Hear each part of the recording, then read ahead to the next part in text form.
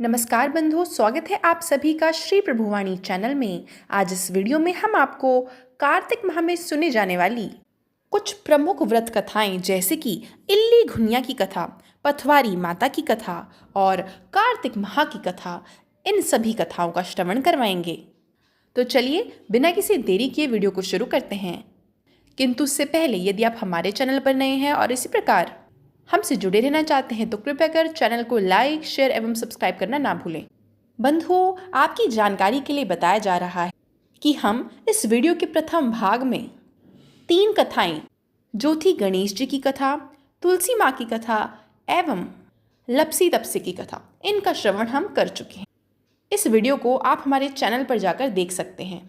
आइए अब अन्य कथाओं का श्रवण शुरू करते हैं। इल्ली घुनिया की कथा।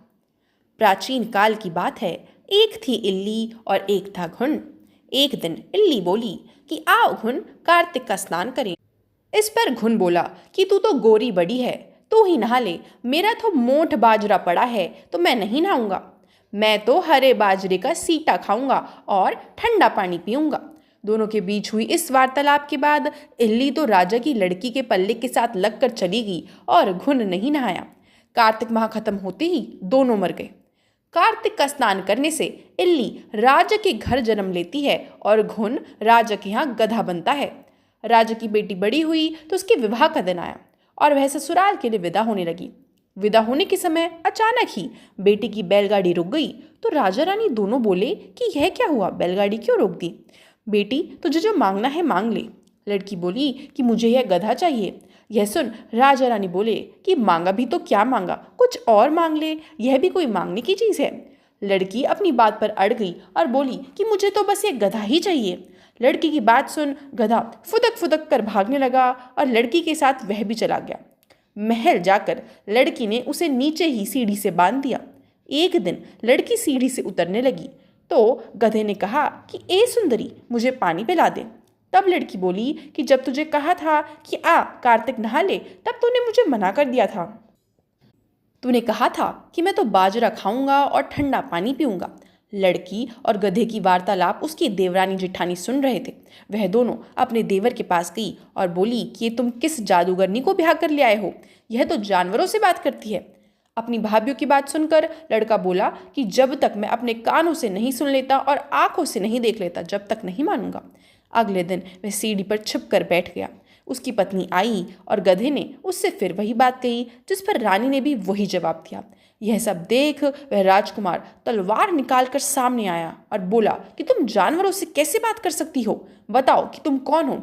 उसकी पत्नी ने उससे बहुत कहा कि औरत का भेद नहीं खोलना चाहिए, लेकिन वह अड़ा रहा कि नहीं, वह सब कुछ जानकर ही जाएगा।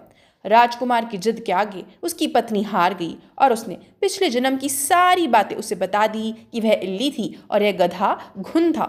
इससे मैंने कार्तिक नहाने की बात कही, लेकिन इसने मना कर दिया, जिसके परिणाम स्वरूप यह इस जन्म में गधा बन गया और मैं राजा के पल्ले से लगकर नहाई थी तो मैं राजकुमारी के रूप में पैदा हुई। इसीलिए मैं तो इससे पिछले जन्म की बातें कर रही थी। सारी बातें सुनकर राजकुमार बोला कि क्या कार्तिक स्नान का इतना पुण्य मिलता है? रानी ने कहा कि हाँ, बहुत पुण्य फल मिलता है। अपनी पत्नी की सारी बातें सुन राजकुमार ने कहा कि यदि कार्तिक स्नान का इतना महत्व है, तब हम दोनों जोड़े से कार्तिक स्नान करेंगे और दान पुण्य भी करेंगे, ताकि आने वाले समय में हम दोनों सुखपूर्वक रह सकें। दोनों ने जब जोड़े से स्नान किया तो उनके पास काफी धन हुआ। बंधुओं, इस कहानी के बाद सभी को कहना चाहिए कि हे कार्तिक महाराज, जैसा आपने इल्ली को फल दिया वैसा ही सभी को देना, लेकिन घुन जैसा फल किसी को ना देना। आइए बंधुओं, अब श्रवण कर लेते हैं पथवारी माता की कहानी का, जिसके बगैर कहते हैं कि कार्तिक स्नान पूरा नहीं माना जाता। तो बंधुओं, प्राचीन समय की बात है कि किसी गांव में एक बुढ़िया रहती थी। उसके 4 बेटे थे। बुढ़िया ने 4 ही भैंसें पाल रखी थी। कार्तिक का महीना आने पर बुढ़िया ने अपनी चारों बहुओं को बुलाया और कहा कि मैं तो कार्तिक नहाने जा रही हूँ, तुम चारों एक एक भैंस रख लो, मैं 1 महीने में वापस आऊँगी। चारों बहुओं में सबसे छोटी बहू बुढ़िया की बहुत लाडली थी। बुढ़िया ने जाते जाते यह भी कहा कि मैं 1 महीने बाद जब वापस आऊँगी तो देखूंगी कि किसने सबसे ज़्यादा घी जोड़ा है। बुढ़िया की बातें सुन तीनों बड़ी बहुओं ने सोचा कि यही समय है बुढ़िया को बताने का कि छोटी बहू को कुछ नहीं आता। वह दही बिलोना तक नहीं जानती और ना ही उसे पता कि कैसे घी बनाते हैं। उसकी जेठानियों ने भी जानबूझकर उसे कुछ नहीं बताया ताकि बुढ़िया वापस आए तो उसे डांट फटकार सके। तीनों जेठानियां घी बनाने में जुट गई, लेकिन छोटी बहू को कुछ नहीं आता था तो वह सारे दूध दही को पीपल की पथवारी में गिरा देती और मन से वह बहुत भोली थी। महीना पूरा होने पर तीनों जेठानियों ने एक एक डिब्बा घी का भर कर रख लिया। छोटी बहू ने जरा सा भी घी नहीं निकाला था। वह तो सारा दूध दही पीपल की पथवारी पर गिराती थी। बुढ़िया के आने पर वह पथवारी माता से कहती है कि आप ही बताएं माँ, अब मैं क्या करूं? मैंने तो सारा दूध दही यहीं गिराया है। अब मेरी सासू माँ आकर पूछेंगी कि मैंने घी क्यों नहीं बनाया तो मैं क्या जवाब दूंगी? पथवारी माँ कहती हैं कि तुम ये 4 कंकड़ ले जाओ और 4 अलग अलग डिब्बों में रख देना, इससे चारों डिब्बे घी से भर जाएंगे। उसने ऐसा ही किया, उसके पास 4 डिब्बे घी के हो गए। अब सासू माँ घर आई और आते ही उसने चारों बहुओं को कहा कि लाओ अपना अपना घी दिखाओ, देखूं तो किसने सबसे ज्यादा घी जोड़ा है। तीनों जेठानियां अपना घी का डिब्बा ले आई और मन ही मन में बहुत खुश हो रही थी कि अब तो छोटी बहू को सास से काफी डांट पड़ेगी। छोटी बहू आई तो साथ में 4 डिब्बे घी के भी लाई। यह सब देख के तो सब चौंक गए कि उसे तो दही बिलोना तक नहीं आता था, तो यह घी कहाँ से आ गया। वह कहने लगी कि जरूर इसके पति ने इसे घी खरीद कर दिया है। इस पर छोटी बहू ने कहा, मुझे तो कुछ नहीं आता था और ना ही मुझे किसी ने बताया कि किस तरह से दही बिलोकर घी बनाया जाता है। मैं तो सारा दूध पीपल में सींच देती थी और दही पथवारी पर चढ़ा देती थी। यह तो पथवारी माता की कृपा का प्रभाव है। छोटी बहू की सारी बातें सुनकर सारी बहुओं ने कहा कि अगर पथवारी माता को सींचने से इतना अधिक पुण्य मिलता है तो हम भी अगले साल उसे सींचेंगे और कार्तिक नहाएंगे। हे पथवारी माता, जैसे आपने छोटी बहू की सुनी वैसे ही सभी की सुनना। तो बोलिए पथवारी मैया की जय। आइए बंधुओं, अब आगे चलते हैं और श्रवण करते हैं कार्तिक माह की कथा का। तो व्रत कथा के अनुसार एक नगर में एक ब्राह्मण दंपत्ति रहते थे। वे दोनों प्रतिदिन 7 कोस दूर गंगा और यमुना नदी में स्नान करने जाते थे। इतनी दूर आने जाने से ब्राह्मण की पत्नी थक जाती थी। एक दिन उसने अपने पति से कहा कि हमारा एक पुत्र होता तो कितना अच्छा रहता। पुत्र की बहू आती तो हमें घर वापस जाने पर खाना बना हुआ मिलता और बहू घर का काम भी कर देती। अपनी पत्नी की बातें सुन ब्राह्मण ने कहा कि तूने बात तो सही कही है, चल मैं तेरे लिए बहू ला देता हूँ। ब्राह्मण ने कहा कि एक पोटली में आटा डालकर कुछ मोहरे रख दे। ब्राह्मण के कहे अनुसार उसने पोटली बांध कर दे दी और ब्राह्मण लेकर चला गया। ब्राह्मण को सफर के दौरान यमुना के किनारे बहुत ही सुंदर लड़कियां दिखाई दी। वे रेत में घर बनाकर खेल रही थी। उनमें से एक लड़की ने कहा कि मैं अपना घर नहीं बिगाड़ूंगी, मुझे तो रहने के लिए यह घर चाहिए।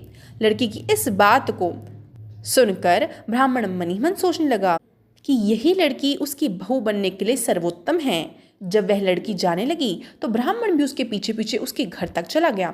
वहां जाकर ब्राह्मण ने उस लड़की से कहा, बेटी कार्तिक माह चल रहा है, इसीलिए मैं किसी के घर का खाना नहीं खाता। मैं अपने साथ आटा लेकर आया हूँ।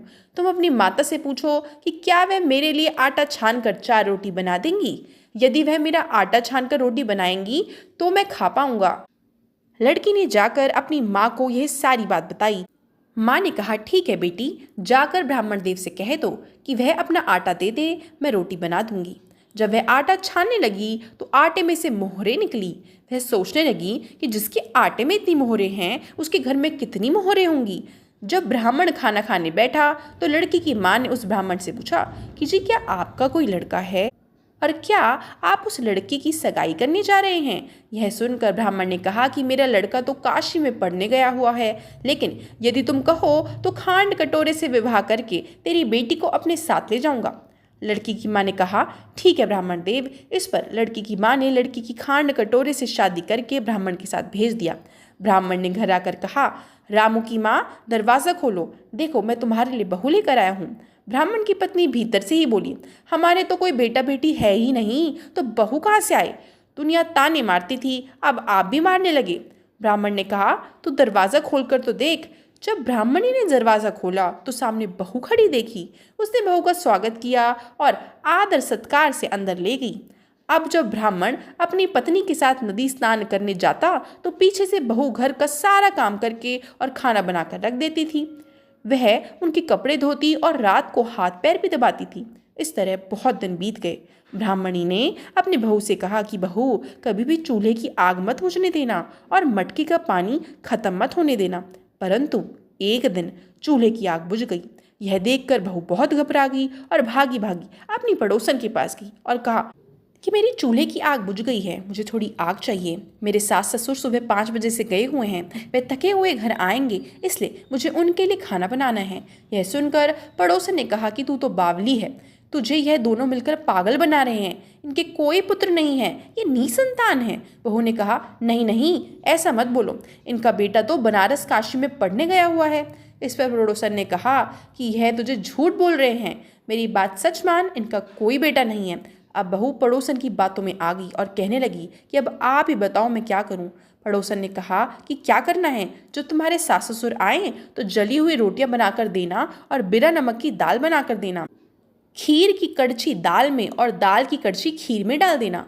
पड़ोसन ने उसे अच्छे से सिखा पढ़ा दिया। फिर जब सास ससुर आए तो ना तो उसने आदर सत्कार किया, ना ही कपड़े धोए। जब उसने सास ससुर को खाना दिया तो सास बोली, बहू आज ये रोटियां जली हुई क्यों हैं और दाल में नमक भी नहीं है। तब बहू ने पलट कर कहा कि एक दिन ऐसा खाना खा लोगे तो क्या कुछ बिगड़ जाएगा तुम्हारा। सास ससुर को खरी खोटी सुनाकर वह फिर से पड़ोसन के घर चली गई और पूछा कि बताओ अब आगे क्या करना है। पड़ोसन ने कहा कि अब तुम 7 कोठों की चाबी मांग लेना। अगले दिन जब भी स्नान करने के लिए जाने लगे तो बहू अड़ गई, कहा कि मुझे 7 कोठों की चाबी चाहिए। तब ससुर ने कहा कि इसे चाबी दे दो। तब सास ने बहू को चाबी दे दी। सास ससुर के जाने के पश्चात जब बहू ने दरवाजा खोल के देखा तो किसी में अन्न भरा है, किसी में धन भरा है और किसी कोठे में बर्तन पड़े हैं। जब उसने सबसे ऊपर का 7वां कोठा खोला तो देखा कि शिव जी, पार्वती माँ, गणेश जी, लक्ष्मी माता जी, पीपल पथवारी, कार्तिक के ठाकुर, राय दामोदर, तुलसी जी का बिड़वा, गंगा यमुना और 33 कोटि देवी देवता विराजमान हैं। वहीं पर एक लड़का चंदन की चौकी पर बैठ माला जप रहा है। यह सब देखकर उसने लड़के से पूछा कि तुम कौन हो। तब लड़का बोला कि मैं ही तो तेरा पति हूँ, अभी दरवाज़ा बंद कर दे, जब मेरे माता पिता आएंगे तब दरवाज़ा खोलना। यह सब देखकर बहू बहुत खुश हुई और 16 श्रृंगार कर सुंदर वस्त्र पहनकर अपने सास ससुर का इंतजार करने लगी। उसने अपने सास ससुर के लिए अच्छे अच्छे पकवान बनाए। जब उसके सास ससुर घर पर आए तो उसने उनका आदर सत्कार किया और प्रेम पूर्वक खाना भी खिलाया और हाथ पैर दबाने लगी। पैर दबाते दबाते बहू ने कहा कि माँ, आप इतनी दूर गंगा यमुना स्नान करने जाती हो तो आप थक जाती होगी, इसलिए आप घर पर ही स्नान क्यों नहीं करती। यह सुनकर सास कहने लगी कि बेटी, गंगा यमुना घर पर तो नहीं बहती। तब उसने कहा, माँ यह घर पर ही बहती है, आइए मैं आपको दिखाती हूँ। जब बहू ने 7वां कोठा खोल कर दिखाया तो उसमें शिव जी, पार्वती जी, गणेश जी, लक्ष्मी जी, पीपल पथवारी, तुलसी का बिड़वा, गंगा यमुना बह रही थी और 33 कोटि देवी देवता भी थे। वही चौकी पर बैठा एक लड़का माला जप रहा था। माँ ने उसे देखकर कहा कि बेटा तुम कौन हो। लड़का बोला, माँ मैं तो तेरा बेटा हूँ। तब ब्राह्मणी ने पूछा कि तू कहाँ से आया। लड़के ने जवाब दिया कि मुझे कार्तिक ने भेजा है। माँ ने कहा, बेटा यह संसार कैसे मानेगा कि तू मेरा बेटा है। माँ ने कुछ विद्वान पंडितों से मदद मांगी। पंडितों ने कहा कि इस पार बहू बेटा खड़े हो जाए और उस पार माँ खड़ी हो जाए। माँ ने चमड़े की अंगिया पहनी हो और छाती में से दूध की धार निकलकर बेटे की दाढ़ी मूछ भीगे और पवन पानी से गठजोड़ा बंधे, तब मानेंगे कि यह इस माँ का ही बेटा है। उसने ऐसा ही किया। चमड़े की अंगिया फट गई और छाती में से दूध की धार निकलकर बेटे की दाढ़ी मूछ भीग गई। पवन पानी से बहू बेटे का गठजोड़ा बंध गया। यह सब देखकर ब्राह्मण और उसकी पत्नी की खुशी का ठिकाना न रहा। तो यह थी बंधु कार्तिक मास की कथा। हे कार्तिक के ठाकुर, जिसे ब्राह्मण और ब्राह्मणी को बहू बेटा दिया वैसे सबको देना। कार्तिक माह की कथा पढ़ने, सुनने और हुंकारा भरने वाले सब पर कृपा करना। तो यह थी बंधु आगामी कार्तिक माह से जुड़ी कुछ प्रमुख कथाएं जिनका हमने श्रवण किया। आशा करती हूँ वीडियो आपको बहुत पसंद आई होगी। वीडियो देखने के लिए आपका बहुत बहुत आभार।